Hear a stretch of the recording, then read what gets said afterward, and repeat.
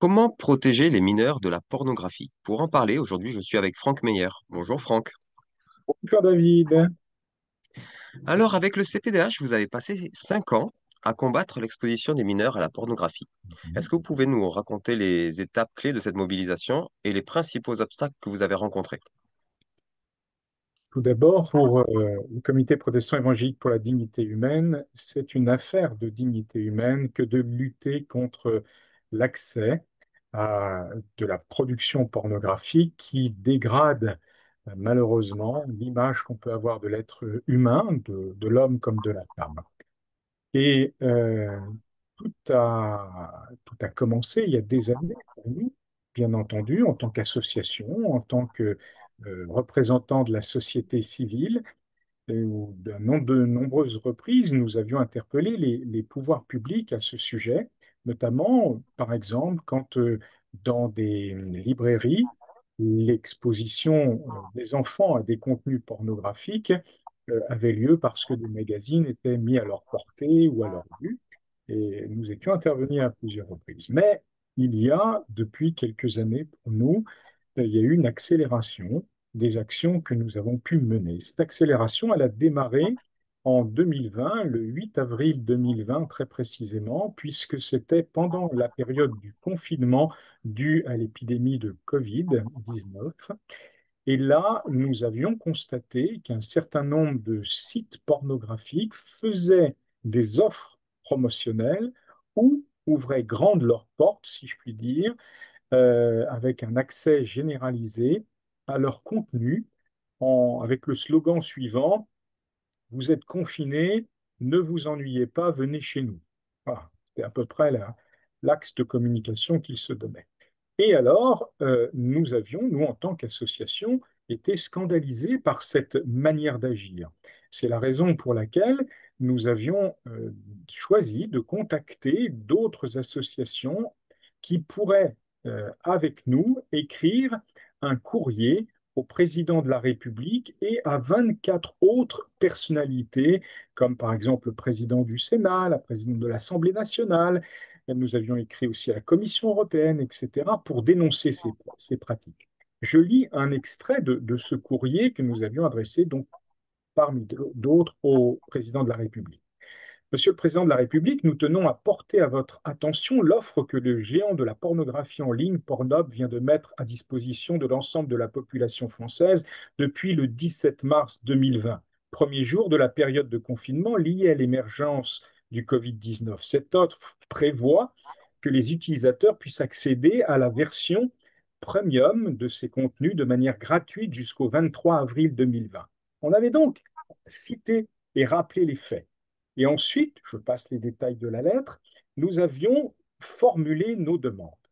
Nous vous demandons donc solennellement par ce courrier, en tant que pays signataire du protocole additionnel de la Convention des Nations Unies contre la criminalité transnationale organisée visant à prévenir, réprimer et punir la traite des personnes, en particulier des femmes et des enfants, de la Convention du Conseil de l'Europe sur la lutte contre la traite des êtres humains, ayant à l'esprit la décision de la Commission de l'Union européenne du 22 décembre 2003 relative à la lutte contre l'exploitation sexuelle des enfants et la pédopornographie, eh bien, nous demandons que le site Pornhub ainsi que les autres plateformes de vidéos pornographiques ne soient pas gratuitement accessibles, que des mesures immédiates et des sanctions fortes soient prises pour protéger les enfants contre l'accès à la pornographie sur Internet et pour lutter contre la pédocriminalité. Et nous faisions des propositions. Et dès l'été 2020, il y a eu une réaction des pouvoirs publics qui se sont saisis du sujet. Il y a même eu une commission d'information qui a été mise en place au Sénat et qui a donné lieu à un rapport qui a été publié le 27 septembre 2022. Ce rapport avait pour titre Porno, l'enfer du décor. Et ce rapport dénonçait tous les méfaits et les impacts négatifs de la pornographie. Tant et si bien que la loi française a été modifiée. Et que cette loi française, elle alourdit les peines encourues pour toutes les organisations qui pourrait rendre accessibles des images pornographiques aux mineurs. Mieux encore, depuis cette année 2024, depuis le 11 janvier, les sites pornographiques sont obligés de vérifier l'âge de leurs utilisateurs par le biais d'un système de contrôle anonyme mis en place par l'ARCOM. L'ARCOM, c'est l'organisme de contrôle des médias. Et tant et si bien qu'on a même 3 sites pornographiques, au nombre desquels on trouve YouPorn, par exemple, ou Pornhub, qui ont cessé d'émettre le 6 juin dernier sur le sol français. C'est écran noir pour elles parce qu'elles s'opposent, elles sont en colère contre le côté coercitif de la loi française. Bref, en 5 ans, on voit tout le chemin parcouru, un chemin que nous n'avions pas réussi à parcourir auparavant. Mais cette Mm. fois-ci, il y a une prise de conscience extrêmement importante des pouvoirs publics, comme quoi la pornographie, oui, c'est un contenu qui est nocif et qui ne respecte pas l'être humain. Donc on se réjouit vraiment de toutes ces avancées. Très bien. Euh, Tous ces sujets, c'est c'est super de s'engager pour que euh, l'accès soit diminué ou pas facilité en tout cas. Mais ces sujets doivent commencer par de la prévention également pour nos enfants. Et donc, vous avez eu à cœur de lancer un jeu, de trouver un jeu éducatif pour accompagner ben, l'éducation relationnelle, affective et sexuelle. Est-ce que vous pouvez nous en parler un peu? Oui, en effet. Euh, il est juste de dire qu'il y a besoin d'éducation en matière d'apprentissage, du relationnel, de l'affectivité et de la sexualité. Justement, parce que nous apprenions par les médias et par les enquêtes parlementaires que de très nombreux enfants faisaient, entre guillemets, leur éducation sexuelle via la pornographie, il nous semblait intolérable de laisser les choses comme elles étaient. Par ailleurs, l'autre constat que nous avons fait, c'est qu'il n'est pas toujours aisé pour des parents ou pour des animateurs de groupes de jeunes de parler d'éducation sentimentale, affective et sexuelle. Alors, le CPDH a eu l'idée, en effet, d'un jeu. C'est un jeu de cartes, c'est un jeu de 49 cartes. Alors, je ne sais pas si on voit le petit paquet. Et ces cartes sont regroupées par thématique.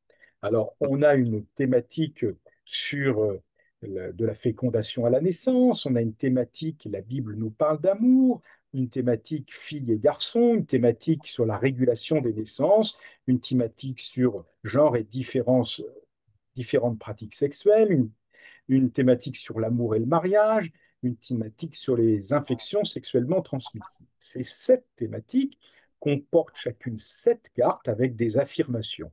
Et on doit dire si on est d'accord avec ces affirmations ou pas d'accord, ou si on n'a pas d'avis, ou au contraire si ça dépend. Et c'est-à-dire que parfois on peut être d'accord, parfois pas d'accord. Et ces cartes d'avis, eh bien, on peut les utiliser pour justement faire part de son opinion. Le but du jeu, c'est que quand on est en groupe, mais on peut jouer simplement à deux, hein, simplement un père avec son fils ou sa fille, ou une mère avec ses enfants, ça se joue autant dans le cadre familial que dans le cadre d'un groupe de jeunes, par exemple. Le but du jeu, disais-je, c'est de pouvoir dialoguer et de pouvoir en même temps argumenter une position. Prenons une carte, par exemple. Si je prends une carte de la famille, la Bible nous parle d'amour. Je lis, l'amour fait oublier la peine et raccourcit le temps. Et on a une citation biblique, Jacob a travaillé 7 années pour épouser Rachel, elles furent à ses yeux comme quelques jours parce qu'il l'aimait. Est-ce qu'on est d'accord avec cela? Est-ce qu'on n'est pas d'accord? Est-ce que finalement ça dépend? Bref, on va parler là d'amour, mais en même temps d'éducation un peu relationnelle. Une autre carte tirée de la famille fille et garçon, durant la puberté, on entre en conflit avec ses parents. Est-ce qu'on est d'accord? Est-ce qu'on n'est pas d'accord? Est-ce qu'on n'a pas d'avis? Et en même temps, c'est l'occasion de parler de la puberté. Parce qu'on ne va pas se contenter simplement, pour l'animateur du jeu, de, d'animer un temps de débat. L'objectif, c'est d'apporter aussi des connaissances. Et nous avons créé un site Internet en lien avec le jeu, avec des contenus pédagogiques, avec des réponses, avec des indications qui renvoient vers, par exemple, des petites vidéos qui existent sur Internet ou des contenus d'enquête qui peuvent être produits ou encore des supports pédagogiques déjà existants et utilisés dans le grand public que nous pouvons recommander. Voilà Mhm. le but de ce jeu, Dak Padak, parce que nous pensons qu'il faut éduquer pour mieux appréhender ce que c'est que la vie affective et sexuelle. Mhm. Du coup, si on fait un petit peu bilan de ces différentes actions que vous avez menées ces dernières années, laquelle, c'est une question un peu personnelle, mais laquelle vous satisfait le plus quand vous arrivez à limiter l'impact des sites pornographiques sur les réseaux ou quand vous sortez un jeu qui va répondre aux besoins de nos ados et de nos jeunes? Eh bien, les deux. Les deux parce que je pense qu'une action ne va pas sans l'autre. Il faut toujours une action de protection quand danger il y a, et il faut toujours une action d'éducation pour permettre aux jeunes et aux moins jeunes de faire face à des argumentaires ou à des propositions de contenu qui ne sont pas respectueux de la dignité humaine et pas conformes aux valeurs chrétiennes de respect de l'autre que nous portons. Donc, il est indispensable pour une association comme le CPDH d'aller sur les deux fronts. Il est normal d'intervenir auprès des pouvoirs publics pour demander que soient protégés les mineurs, mais en même temps, il est de notre devoir, à la fois associatif, mais aussi de notre devoir de citoyen, d'aider à l'apprentissage de bonnes attitudes et comment dirais-je, d'une façon d'être qui soit conforme à l'amour du prochain et au respect de l'autre. Merci beaucoup, Franck. Pour ceux qui voudraient en savoir plus, vous retrouvez tous les détails et tous les liens dans la description de cette vidéo. Et moi, je vous dis à bientôt. À bientôt!